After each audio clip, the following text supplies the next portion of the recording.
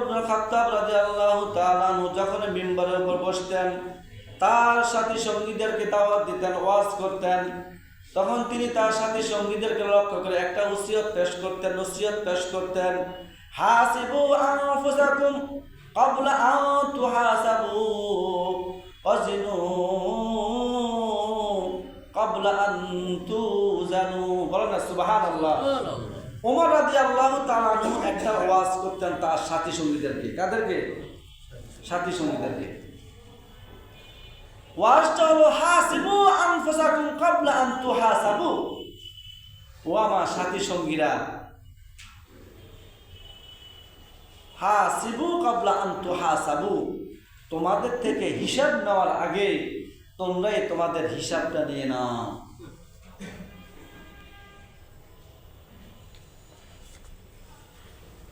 ওয়াজিনু ক্বাবলা আন তুজানু, তোমাদের আমল নামা মাপার আগে তোমরা নিজেরাই নিজেদের আমল নামাগুলো মেপে নাও। এই ওয়াজটা ওমর ইবনে খাত্তাব রাদিয়াল্লাহু তাআলা আনহু করতেন। কাদেরকে? সাহাবীদেরকে। কি ওয়াজ? হাসিবু আনফুসাকুম ক্বাবলা আন তুহাসাবু। ও আমার সাথী সঙ্গীরা, তোমরা হিসাব নিয়ে নাও, নিজের কর্মের হিসাব নিয়ে নাও।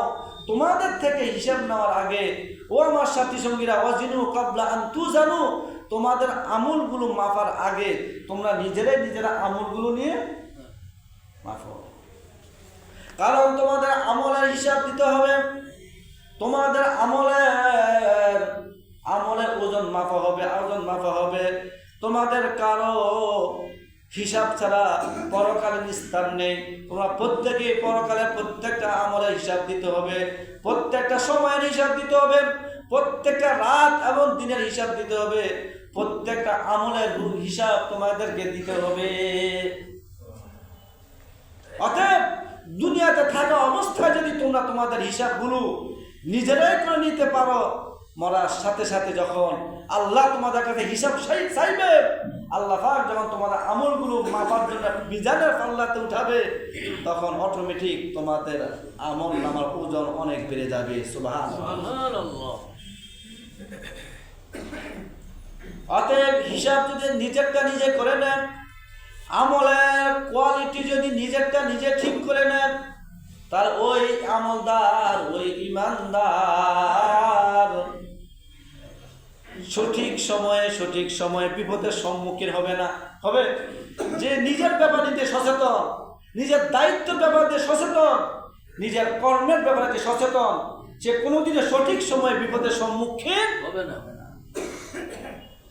যারা যে দায়িত্ব পালন করে, যে চাকরি করে, যারা যে ব্যাংকের কর্মরত ম্যানেজার, যে পোস্টে আছে, সে যে তার দায়িত্বর ব্যাপারে সচেতন থাকে, তার উপরস্থ বস, তার ঊর্ধ্বতম কর্মকর্তা যখন তাকে ডাকবে তার থেকে হিসাব নেওয়ার জন্য, সে যদি সচেতন হয়ে থাকে, সাথে সাথে ব্যাংকের ম্যানেজার পুরা মাসের হিসাব মুহূর্তের মধ্যে তাকে দিয়ে দিবে। ঠিক কিনা?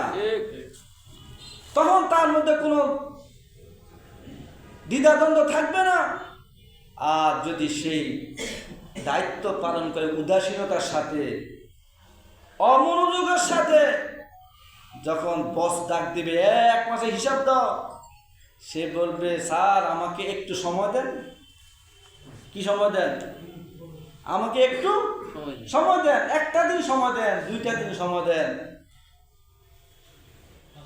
দুনিয়ার অফিসার, দুনিয়ার স্যার তো সময় দিতে চায় না, কিন্তু কাল কিয়ামতের ময়দানে, হাসরের ময়দানে, কিয়ামতের ময়দানে আমার আল্লাহ যখন আমাদের হায়াতে জিন্দেগির হিসাব চাইবেন, আমাদের হায়াতে জিন্দেগির আমলের হিসাব চাইবেন, আমরা যখন আল্লাহর কাছে সময় চাইবো, ইয়া আল্লাহ একটা দিন আমাদেরকে সময় দেন, অথবা একটা আমার দুনিয়াতে যাওয়ার আমাদেরকে সুযোগ দিয়ে দেন, এবার গিয়ে আমরা ভালো হয়ে যাব। আমার আল্লাহ বলেন, না না না, ইদা জাআ আজালুহুম লা ইস্তাখিরুনা সাআতাও ওয়া লা ইস্তাকদিমুন। যখন মানুষের মৃত্যু এসে যাবে, মৃত্যুর সময় এসে যাবে, 1 সেকেন্ডের জন্য তাকে সময় দেওয়া হবে না, 1 সেকেন্ডের আগেও তার মৃত্যু দেওয়া হবে না।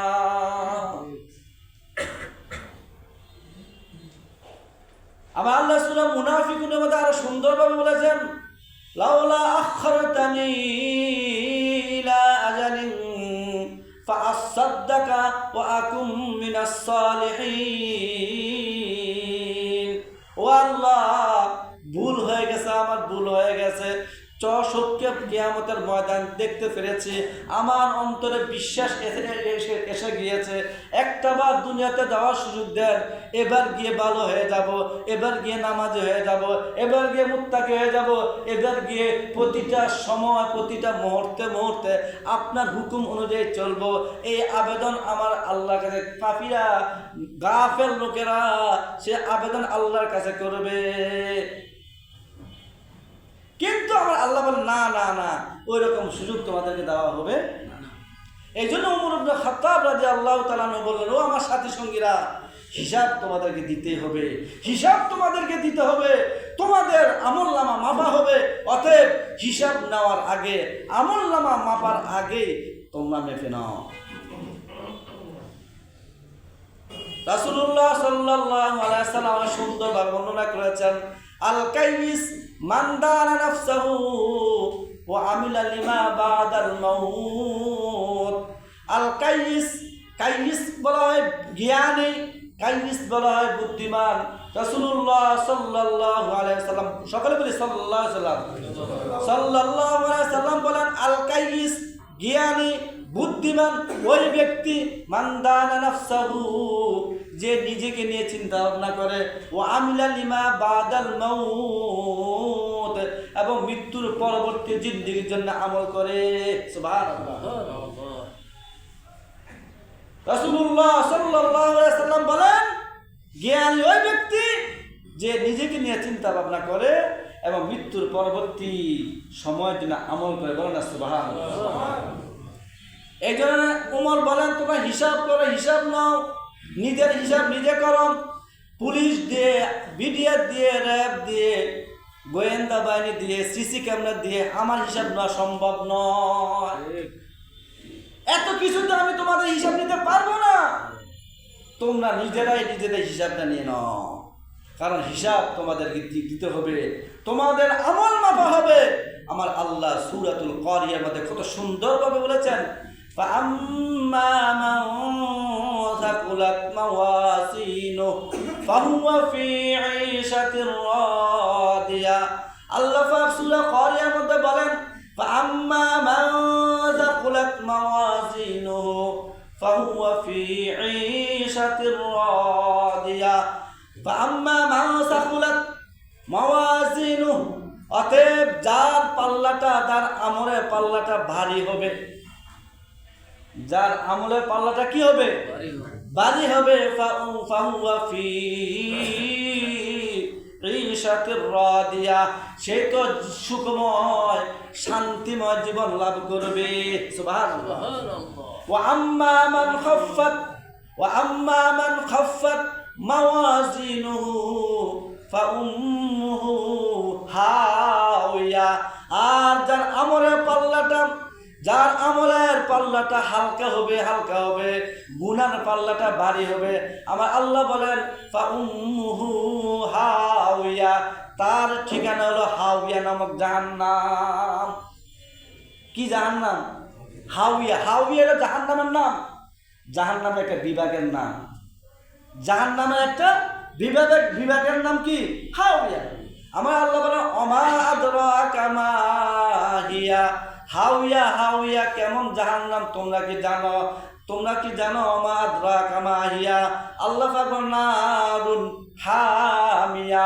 হাওয়া হলো শুধু আগুনের দ্বারা সুসজ্জিত একটি জাহান্নাম। বলেন নাউজুবিল্লাহ। অতএব সম্মানিত হাজিরিন, ওমর রাদিয়াল্লাহু তাআলা আনহু বলতেন, ও আমার সাথী সঙ্গীরা, নিজের হিসাবটা নিজে করে নাও, নিজের আমলগুলো নিজেই মেপে নাও।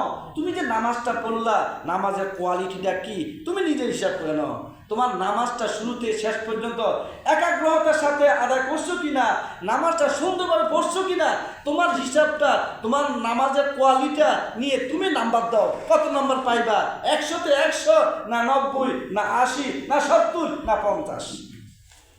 নামাজটা কতজনে পড়ে? অতএব ও আমার সাথী সঙ্গীরা, তোমাদের আমলের ওজনটা, কোয়ালিটি তোমরা মেনে নাও, কারণ হিসাব তোমাদেরকে দিতে হবে।